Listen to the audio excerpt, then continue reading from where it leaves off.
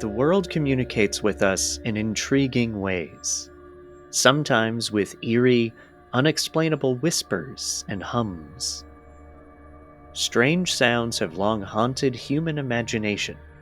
Across every nation on Earth and the deepest stretches of our oceans, there are noises so weird, so unsettling, that they defy the laws of known science. Tonight, we're going to hear 8 strange sounds that can't be explained. This is a study of strange.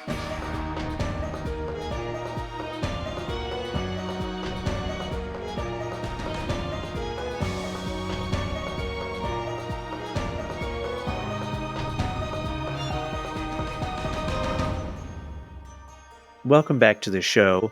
I'm Michael May. Strange sounds. You've likely heard some of these before, and I was researching a few of them for their own individual episodes, but I discovered it was hard to cover this topic with just one or two. So I've put together the 8 sounds that I think are still not definitively explained and that creep me out. Tell me what you think. And if there's any sounds that creep you out that you want to share with me, send me a message on Instagram at A Study of Strange or an email, astudyofstrange@gmail.com. Number 1, the bloop. Let's begin with the most well-known of these strange sounds from the deep, uncharted expanses of the ocean. In 1997, NOAA, the National Oceanic and Atmospheric Administration, captured something in the remote area of the South Pacific Ocean, around 50 degrees south, 100 degrees west. And this is west of the southern point of South America. It was an ultra-low frequency, extremely powerful sound, so loud it was picked up by several hydrophones more than 3,000 miles apart. Hydrophones, I'll mention them a lot today, are a type of underwater microphone. This sound, they called it the bloop.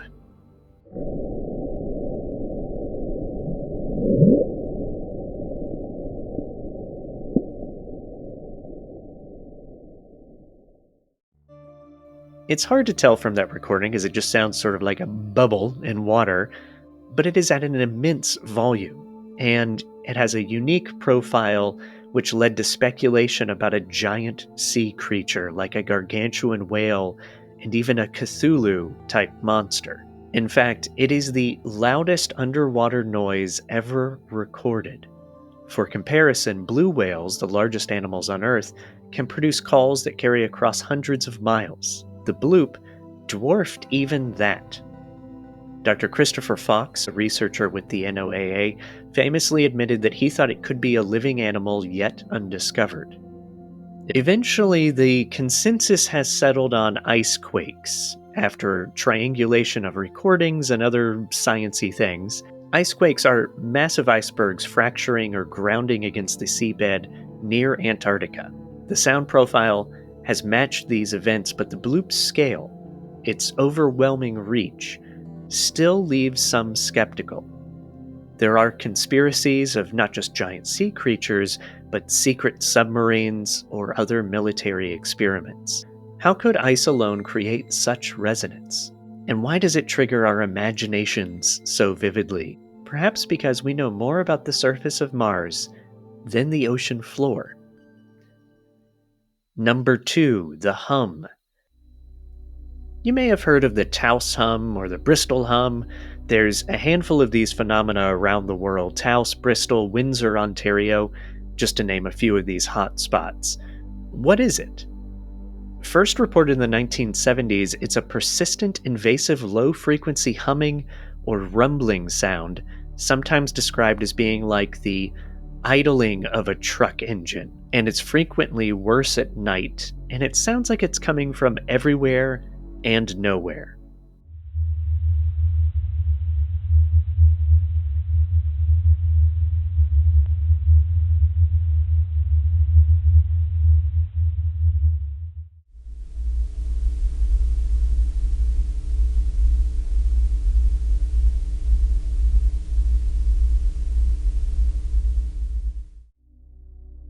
Each of those recordings are from a different location, but you can tell that they all share some similar aspects. And here's what's wonderfully strange about this sound: not everyone hears it. In any given location, about 2 to 4% of the population can perceive the hum.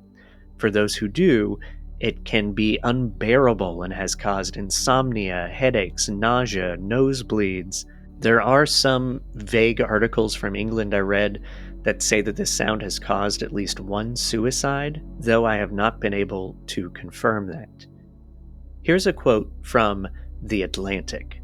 Sufferers known as hummers have pointed fingers at sources such as electrical power lines, wireless communication devices, and low-frequency electromagnetic radiation.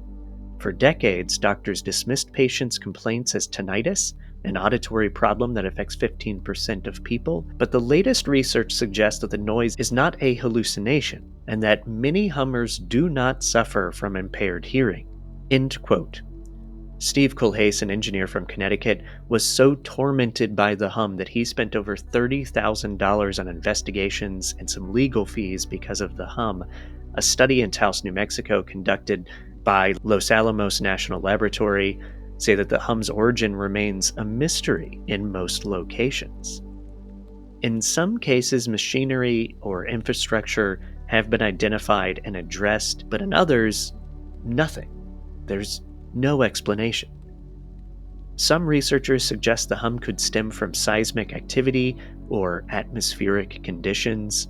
Others propose it could be a product of human sensitivity to low-frequency electromagnetic fields. I came across some information about a small percentage of people that might be able to have essentially super sensitive hearing, being able to hear sounds outside of our normal range of frequency, but there's still been no definitive conclusions on these hums. And they may all be unrelated. There could be a variety of causes since all these locations are so far apart in the world, but it is a very curious thing. Number 3, upsweep. We return to the ocean. This is another recording from NOAA, captured from the Equatorial Autonomous Hydrophone Arrays. The upsweep was discovered when the Pacific Marine Environmental Laboratory began using a sound surveillance system in 1991, and it's a repeating series of narrowband, upsweeping sounds across the Pacific.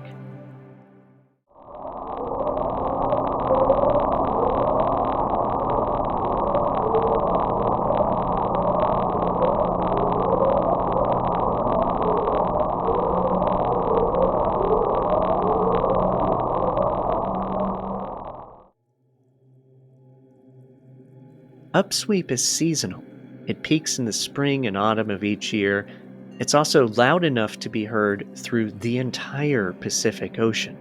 This pattern suggests it's likely natural. Another theory is that it's possible underwater volcanic activity. Its source was triangulated to an area near volcanic seamounts in the south central Pacific, but the exact cause has never been confirmed. NOAA has proposed it could be due to the interaction between magma and seawater, but what's strange about that is that upsweep's intensity has been slowly declining over the decades. If this were simply volcanic activity, why the steady fade? And no direct observations of eruptions have matched these sounds. Number 4, Julia. In 1999, a mysterious voice emerged from the ocean, one that sounded disturbingly familiar. It lasted about a minute and carried a haunting, resonant quality. NOAA scientists have named it Julia.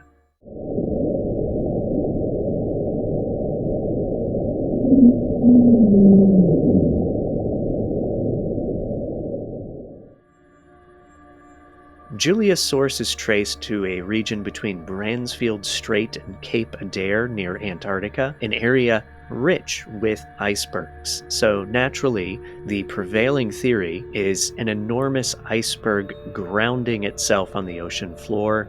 This could produce a long, reverberating cry underwater. Indeed, Julia's event's location and sound profile match what would be expected from an iceberg impact, but the sound, it's rising, sort of wailing human like pitch invites speculation and conspiracies that it could be something beyond our understanding.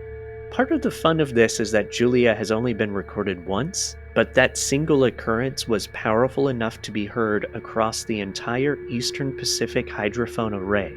One recording, one moment that continues to stir imaginations. Number 5. The Slowdown.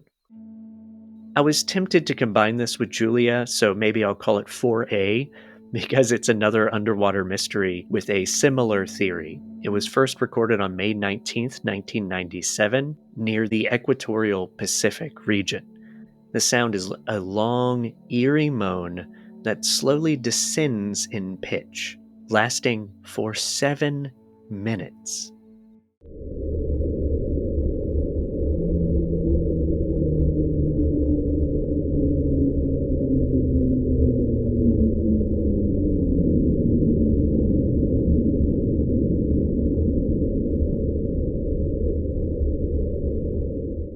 To me, it almost sounds like a plane landing, but the name says it all. Its source was pinpointed near the Antarctic Peninsula, much like Julia. The leading theory is that this too is the sound of an iceberg dragging along something like a seabed. But here's where it's different. Slowdown has been recorded multiple times each year since 1997.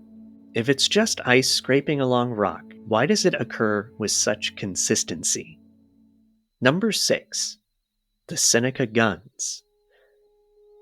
In 1850, James Fenimore Cooper, author of The Last of the Mohicans, wrote a book called The Lake Gun about a phenomena he heard at Seneca Lake, New York. It was a loud, startling boom or explosion, seemingly coming from the sky but with no visual phenomena. He mentioned a deep, hollow, imposing nature, while emphasizing that it couldn't be explained by known natural law. This sound, or something similar, has been heard in many other locations around the globe: the North Sea, parts of Italy, Bangladesh, Japan, India, Australia, as well as Canada and Mexico.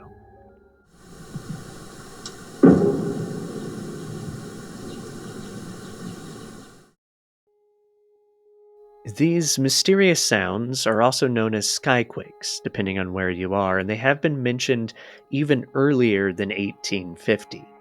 In 1804, the Lewis and Clark expedition encountered something bizarre near Great Falls in Montana. Meriwether Lewis wrote, "Since our arrival at the falls, we have repeatedly witnessed a noise which proceeds from a direction a little to the north of west, as loud and resembling precisely the discharge of a piece of ordnance of 6 pounds at the distance of 3 miles. Clark added in his notes, "A rumbling like cannon at a great distance is heard to the west of us. The cause we can't account." I found a recording from Colorado that seems to be very similar to these descriptions and similar to the Lake Seneca sound. Here it is.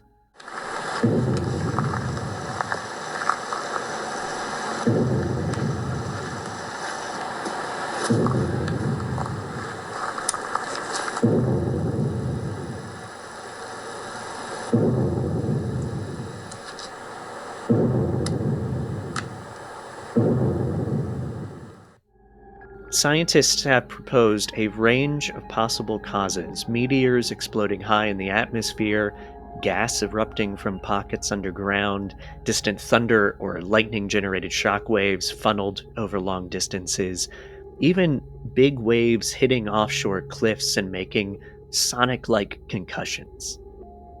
Man made causes like sonic booms from aircraft or secret military tests are also considered in modern accounts.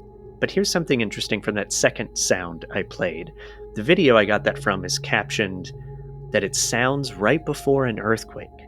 And some theories for these sounds suggest that shallow earthquakes make booms, earthquake booms, and that has been considered for the Seneca guns. Though I also have come across a report that contradicts that. It's from seismologists stating that these sounds are not seismic events. Since there are many reports across many locations and time, these events may be due to various causes and they just have a similar sound, but regardless, it's a major mystery. Before I move on, I want to mention that a lot of the recordings I've had to look up for today's episode have been proven to be hoaxes or fake. I've only been sharing ones that I think are legitimate recordings of these sounds, but it's been difficult because there are a lot of fake ones online and people will repurpose those fake ones over and over again for TikTok or YouTube shorts. So you have to navigate this subject very delicately. And I mention this now because the Skyquake topic, the Seneca guns here, was particularly difficult, probably more than the other ones, to find decent recordings. And I mention this only because if you're interested in this topic and you want to pull up some YouTube videos or recordings online, just be careful what you come across. A lot of people will speed up or slow down these sounds, which makes it sound like something entirely different. So do with that information as you will. Number 7, I'm turning to a phenomenon that inspired H.P. Lovecraft, the Moodus noises. For centuries, the small town of Moodus, Connecticut, has been plagued by strange and unsettling sounds. These noises, often described as a boom or a slight rumble, can't be explained. The earliest records date back to the 17th century, with Native American tribes referring to the area as a place of noises. Colonial settlers also allegedly documented experiences describing loud, sudden sounds that seemed to emanate from the ground itself. These noises were often accompanied by a sense of unease.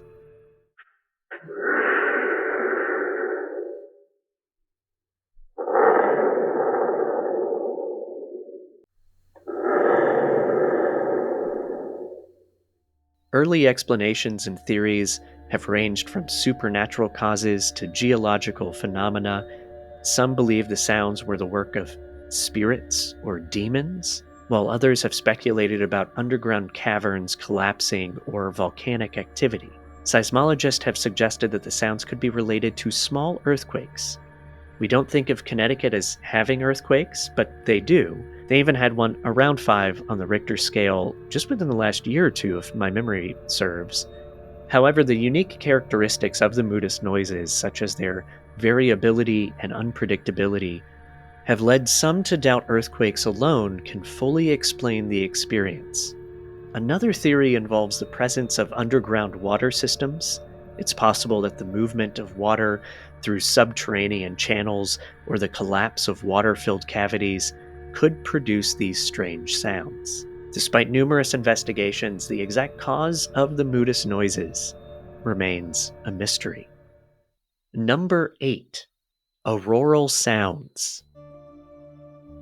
So we've covered a lot deep in the ocean today, but now we're looking up to the sky because our next mystery deals with the northern and southern lights. For centuries, cultures across the Arctic Circle have spoken of faint crackles, hisses, or even whispers accompanying these brilliant displays of light.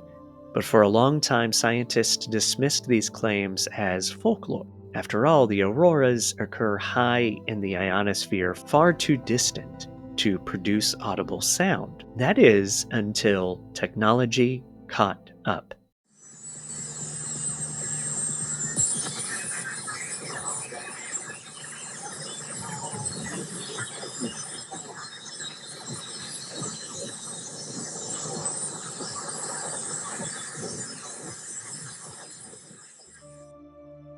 Finnish scientist Unto Lane recorded these elusive noises and has studied them for many years. He discovered that under specific conditions, the auroras can indeed produce sound, but not from above. The theory? Charged particles from the aurora disrupt the electric field near the surface, causing electrostatic discharges, tiny sparks, just a few hundred feet above the Earth. It's these small bursts of electricity that create the faint popping, hissing, crackling, whisper-type sounds.